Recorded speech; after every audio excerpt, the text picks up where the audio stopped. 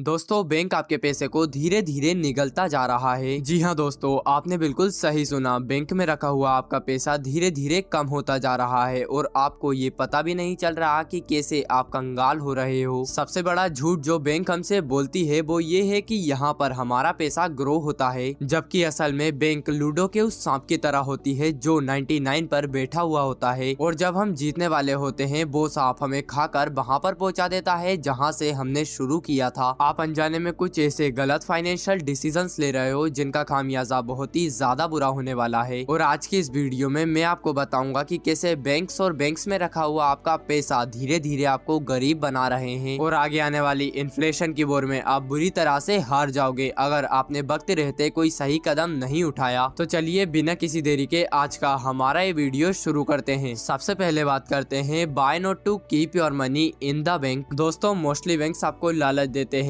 अपने bank account में आपका पैसा रखने का, सेव करने का और उसके बदले में वो आपको अच्छा इंटरेस्ट पे करने का वादा करते हैं, जिससे कि आपको ये लगेगा कि हमारा पैसा ग्रो होगा। लेकिन अगर आप गौर करो तो आपका पैसा सिर्फ नंबर्स में ग्रो होगा। असल में उसकी वैल्यू और परचेसिंग पावर दोनों ही समय के साथ कम होती जाएगी। एक डेटा के हिसाब से देखा जाए तो इंडिया के अंदर लगभग हर बैंक सेविंग अकाउंट पर 2 से 3% का इंटरेस्ट पे करती है, जबकि हमारे यहाँ इन्फ्लेशन लगभग 7.5 से 8% के रेट से बढ़ता है। कहने का मतलब ये है कि अगर आज कोई चीज 1000 रुपए की है तो नेक्स्ट ईयर उसका प्राइस इंक्रीज होकर 1080 रुपए हो जाएगा। वहीं अगर आप सेविंग अकाउंट में 1000 रुपए रखते हो तो एक साल में 2 से 3% के इंटरेस्ट रेट के हिसाब से सिर्फ 20 या 30 रुपए ही बढ़ेंगे, जबकि महंगाई एक साल में 80 रुपए बढ़ी। यानी देखा जाए तो आपका पैसा हर साल 50 रुपए की वैल्यूएशन खो रहा है। दोस्तों, इन्फ्लेशन एक ऐसे शैतान का नाम है जो कि दीमक की तरह आपके पैसे में लग जाता है और धीरे धीरे कर उसे खाना शुरू कर देता है। फिर एक टाइम ऐसा आ जाता है जो पैसा आपके खून पसीने की कमाई है और आपने उसे बहुत मुश्किल से बचा कर रखा है, उस पैसे की वैल्यू धीरे धीरे कम होकर एक दिन खत्म हो जाती है। जरा अपने आसपास की चीजों को देखो। सब्जियों के दाम, बेसिक नीड की चीजों के दाम रातों रात बढ़ जाते हैं और हमारे पास कोई भी ऑप्शन नहीं होता, हमें उन महंगी चीजों को खरीदना पड़ता है। लेकिन सवाल ये है कि क्या बैंक्स इस बढ़ती महंगाई में हमारी मदद करती है? देन इसका जवाब है नहीं। दूसरों की आंच पर खुद की रोटी सेकने वाले ये लोग जो कि हर एक डिपॉजिट पे लगभग 15 से 16% अर्न करते हैं, वहीं हमें इसका फ्रैक्शन भर अमाउंट भी नहीं मिलता, जिसकी वजह से सामान तो महंगा होकर 80 रुपए का हो जाता है, लेकिन हमारे पास उस सामान को खरीदने के लिए सिर्फ 30 रुपए ही होते हैं। और फिर यहीं से शुरू होता है डेट ट्रैप, जिसमें आप ना चाहते हुए भी दुनिया भर के लोन लिए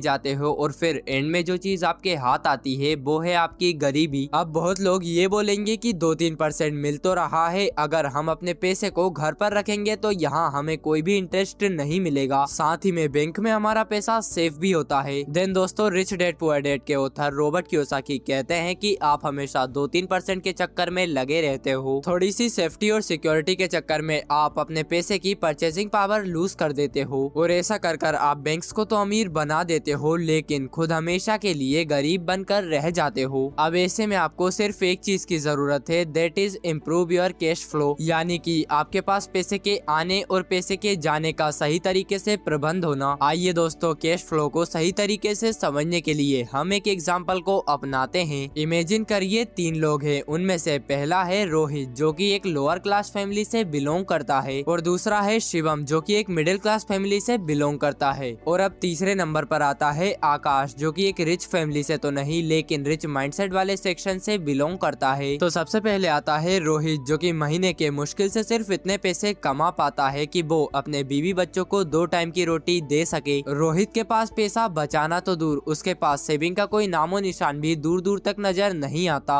अब आता है शिवम जो कि एक मिडिल क्लास फैमिली से बिलोंग करता है। ऐसी फैमिलीज की संख्या हमारे देश में ही नहीं बल्कि पूरी दुनिया में सबसे ज्यादा है। अब शिवम महीने के 30,000 रुपए कमाता है जिनको वो अपने घर खर्च, अपने ऐशो आराम और अपने माता पिता की हेल्थ में खर्च कर देता है। साथ ही में शिवम के ऊपर अपनी कार की EMI की पेमेंट भी ड्यू है, जिसके बाद उसके पास थोड़ा ही पैसा बचता है जिसे कि वो अपनी बैंक के अंदर FD कराकर इन्वेस्ट कर देता है। यानी कि जितना भी पैसा बचा था वो सारा पैसा बैंक के पास है और जो पैसा इन्वेस्ट करना था वो भी बैंक के पास है। एट लास्ट आता है आकाश जो कि एक रिच माइंडसेट से बिलोंग करता है, जिसे बचपन से ये सिखाया गया है कि पैसा सिर्फ रखने के लिए नहीं होता बल्कि हमें पैसे को ऐसी जगह पर इन्वेस्ट करना चाहिए जहाँ पर हम पैसे के थ्रू और भी ज्यादा पैसा कमा सके और कैश का फ्लो कर सकें, यानी कि इन्वेस्ट करने के साथ साथ उस पर रिटर्न भी मिलता रहे, जिससे कि वो इन्फ्लेशन जैसी प्रॉब्लम से आसानी से डील कर सके। इसीलिए आकाश अपनी सैलरी का 50% अमाउंट अपनी बेसिक नीड्स पर खर्च करने के बाद रेस्ट अमाउंट ऐसी जगह पर इन्वेस्ट करता है जहां से उसे 10 से 12% तक के रिटर्न्स आसानी से मिल सके। दोस्तों, आई एम श्योर कि इतना सब जानने के बाद आपको ये तो पता चल ही गया होगा कि अगर आगे जाकर महंगाई की मार पड़ी तो इन तीनों में से कौन ऐसा है जो कि उससे आसानी से लड़ पाएगा और उसे हरा पाएगा। दोस्तों, अगर अपने पैसे को बैंक में रखकर आपको ऐसा लगता है कि 2-3% तक का रिटर्न आपके लिए इनफ है तो आप गलत हो। आकाश जैसे रिच माइंडसेट वाले लोग इस बात को बहुत अच्छे तरीके से जानते हैं, इसीलिए वो बैंक में एक रिक्वायर्ड अमाउंट ही रखते हैं और बाकी का पैसा वो इसी जगह पर इन्वेस्ट करते हैं जहां से उन्हें माइंड ब्लोइंग रिटर्न्स मिल सके। वो अपने लिए कुछ ऐसे एसेट्स बिल्ड करते हैं जिनसे कि उन्हें और उनकी आने वाली जनरेशन को कभी भी कैश फ्लो की चिंता ना करनी पड़े। तो कौन से हैं वो एसेट्स, चलिए जानते हैं। Number 1, real estate. दोस्तों, रियल एस्टेट ने जितने ज्यादा लोगों को अमीर बनाया है, शायद ही किसी और चीज ने लोगों को इतना अमीर बनाया होगा। ऐसा कहा जाता है कि दुनिया के 90% से भी ज्यादा मिलियनर्स रियल एस्टेट से ही बिलोंग करते हैं। दोस्तों, रियल एस्टेट एक ऐसा इन्वेस्टमेंट है जो कि कभी भी डाउन नहीं जाने वाला है, ये हमेशा बढ़ता रहेगा क्योंकि दिन ब दिन पॉपुलेशन और भी ज्यादा बढ़ती जा रही है और ऐसे में लोगों को रहने के लिए और भी ज्यादा जगह की जरूरत होगी और जितनी ज्यादा प्रॉपर्टीज की डिमांड बढ़ेगी उतना ही ज्यादा एक रियल एस्टेट इन्वेस्टर पैसा अर्न करेगा। दोस्तों, आगे इस वीडियो में मैं आपको बताऊंगा कि कैसे आप कम पैसे से रियल एस्टेट में पैसा इन्वेस्ट कर सकते हो। अब रियल एस्टेट में आप अपने पैसे को 2 तरह की प्रॉपर्टीज में इन्वेस्ट कर सकते हो, जिनमें से पहला है रेसिडेंशियल प्रॉपर्टीज और दूसरा है कमर्शियल प्रॉपर्टीज। रेसिडेंशियल प्रॉपर्टीज में आप हाउस या फिर अदर लिविंग एरियाज को रेंट पर देते हो, वहीं कमर्शियल प्रॉपर्टीज में आप शॉप या फिर ऑफिस जैसी जगह को रेंट पर देते हो। दोस्तों, रेसिडेंशियल प्रॉपर्टीज के कंपैरिजन में आपको कमर्शियल प्रॉपर्टीज के अंदर ज्यादा रेंटल इनकम जनरेट होती दिखाई देती है। साथ ही में आपको यहाँ पर इन्फ्लेशन से डरने की कोई भी जरूरत नहीं है क्योंकि यहाँ पर आपका रेंट भी इन्फ्लेशन के साथ 7.5 से 8% के रेट से बढ़ता रहेगा। अब अगर आपके पास इतना पैसा नहीं है कि आप अपनी खुद की कोई प्रॉपर्टी बिल्ड कर फिर उसे रेंट पर दे सके, देन ऐसे में आप रियल एस्टेट इन्वेस्टमेंट ट्रस्ट यानी कि REIT में अपने पैसे को इन्वेस्ट कर सकते हो। यहाँ पर आप मिनिमम 500 रुपए इन्वेस्ट कर सकते हो और आपको यहाँ पर रियल एस्टेट के हिसाब से ही रिटर्न्स मिलते रहेंगे। अब दूसरा है स्टॉक। दोस्तों, स्टॉक मार्केट एक बहुत ही अच्छी जगह है अपने पैसे को इन्वेस्ट करने के लिए और अपनी वेल्थ को बढ़ाने के लिए। यहाँ पर आप 1 महीने में अमीर बन सकते हो, 1 साल में अमीर बन सकते हो, लेकिन अगर आप यहाँ पर अपने पैसे को बगैर किसी नॉलेज या फिर एनालिसिस के इन्वेस्ट करते हो तो हो सकता है कि आप अपने पूरे पैसे को शेयर मार्केट के अंदर खो बैठो। वहीं अगर आप अपने पैसे को शेयर मार्केट के अंदर अच्छी तरीके से रिसर्च और एनालिसिस करने के बाद इन्वेस्ट करते हो तो यहाँ पर आप अपनी वेल्थ को 1 गुना या 2 गुना नहीं बल्कि 100 गुना तक बढ़ा सकते हो। अब अगर आपको ये लग रहा है कि शेयर मार्केट बहुत रिस्की है, यहाँ पर मैं अपने पैसे को इन्वेस्ट करूंगा तो हो सकता है मेरा पैसा डूब जाए, देन ऐसे में आप अपने पैसे को म्यूचुअल फंड्स के अंदर इन्वेस्ट कर सकते हो। यहाँ पर आपको मिनिमम 12 से 15% तक के रिटर्न्स मिल जाते हैं। साथ ही में अगर आप म्यूचुअल फंड्स के अंदर SIP शुरू कर देते हो तो यहाँ पर आपको अपने एक छोटे से अमाउंट के बदले बहुत बड़ा अमाउंट मिल सकता है रिटर्न्स के रूप में। दोस्तों, अगर आपको SIP का कॉन्सेप्ट अच्छे से समझना है देन इसके ऊपर मैं पहले से ही एक कंप्लीट वीडियो बना चुका हूँ जिसमें कि मैंने ये बताया है कि आप 20,000 रुपए की सैलरी के थ्रू भी करोड़पति कैसे बन सकते हो। साथ ही में यहाँ पर मैंने SIP का कॉन्सेप्ट भी क्लियर किया है, तो अगर आप चाहें तो जाकर इस वीडियो को देख सकते हो। वीडियो का लिंक आपको डिस्क्रिप्शन में मिल जाएगा। अब तीसरा है बिजनेस। दोस्तों, बिजनेस करना रियल एस्टेट और स्टॉक मार्केट से भी कई गुना ज्यादा अच्छा ऑप्शन है। अगर आप अपने पैसों से कोई भी बिजनेस करते हो तो आपको अपने पैसों पर सबसे ज्यादा रिटर्न्स मिलेंगे क्योंकि यहाँ पर पूरा प्रॉफिट ही सिर्फ आपका होता है। दोस्तों, आपको शुरुआत में एक सिंपल से बिजनेस से शुरू करना है जिसमें आपका प्रॉफिट बनाने का सबसे पहला गोल होता है। अगर आप अपने बिजनेस को सही तरीके से रन करते हो तो आप हर साल के यहाँ पर लगभग 50% के रिटर्न से निकाल लेते हो। अपने बिजनेस को सफल करने के लिए आपको अपनी प्रोडक्टिविटी स्किल्स पर ध्यान देना होगा। आपको ये पता होना चाहिए कि आपके कस्टमर को क्या चाहिए और जो चीज उसे चाहिए वो चीज आप उसे दे पा रहे हो या फिर नहीं। आपको अपने कस्टमर के साथ बिजनेस नहीं इमोशंस बिल्ड करने होंगे क्योंकि दोस्तों, अगर आप एक बार अपने कस्टमर को एंगेज करना सीख गए तो उसके बाद अगर आप चाहें तो बुरे से बुरे बिजनेस को भी इजीली ग्रो कर सकते हो। बस दोस्तों, आज की इस वीडियो में इतना ही। आशा है कि ये वीडियो आप लोगों को पसंद आई होगी और अगर ये वीडियो आपको अच्छी लगी हो देन प्लीज इस वीडियो को लाइक एंड हमारे इस चैनल को सब्सक्राइब कर दीजिए।